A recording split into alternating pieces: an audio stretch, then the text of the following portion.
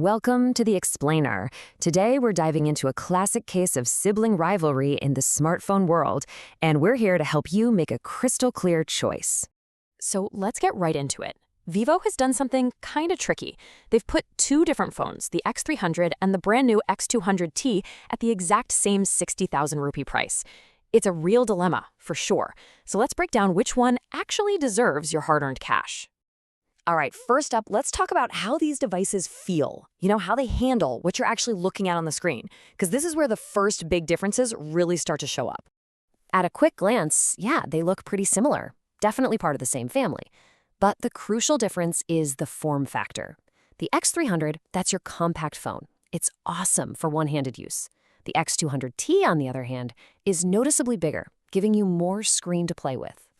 Now, you might look at the specs and see that the resolution and refresh rates are almost identical. But that does not tell the whole story.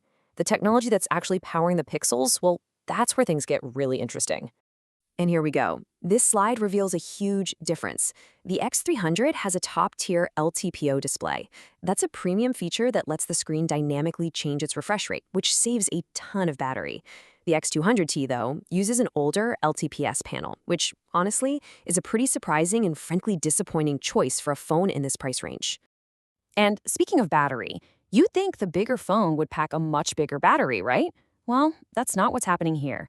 Despite being larger, the X200T only has a tiny 150 milliamp hour advantage over the smaller X300. That's a really surprising detail.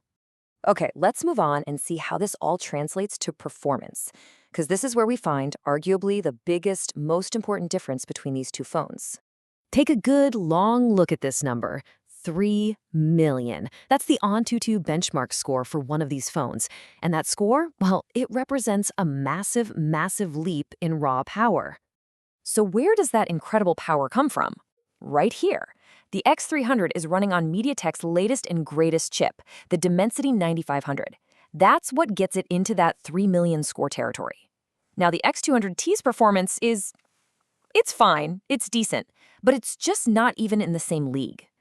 So yeah, the X300 is the clear winner on raw speed, but there's another side to performance, isn't there? While the X200T score is okay on paper, there is a critical flaw in how it actually handles that power day to day. Our source material makes a very specific and pretty concerning note about this. The X200T has a serious tendency to get hot. And we're not just talking about during heavy gaming, but even in cooler weather. That is a major red flag for how this phone's going to feel to use in the long run.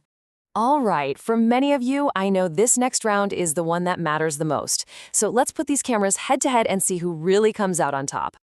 In the main camera battle, it's another decisive win for the X300.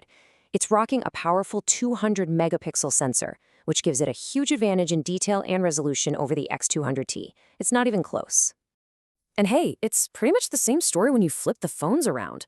The source material confirms it. When it comes to the selfie camera, the X300 comes out ahead once again.